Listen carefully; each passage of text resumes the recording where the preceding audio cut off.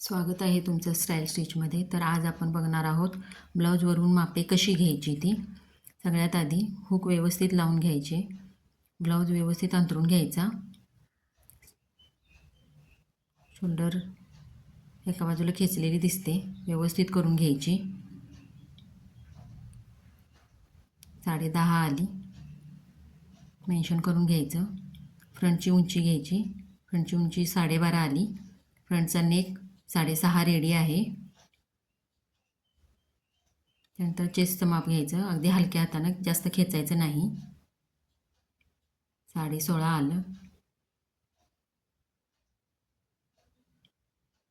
Mention करून घ्यायचं. तर बॅक साईडचं बघूया. बॅक साईडची हाईट घ्यायची, 12.5 रेडी आहे. बॅकचा नेक 9.5 रेडी आहे. तर स्लीवची हाईट बघायची. स्लीवची हाईट 4 आहे, विड्थ 5.25 आहे.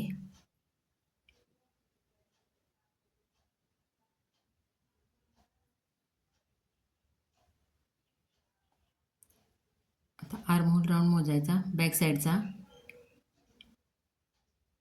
6.25 येतोय. तसंच फ्रंट साईडचा पण मोजायचा. 6.25 पासून पुढं मोजायचा. 14.25 आला मेन्शन करून घ्यायची सगळी मापे.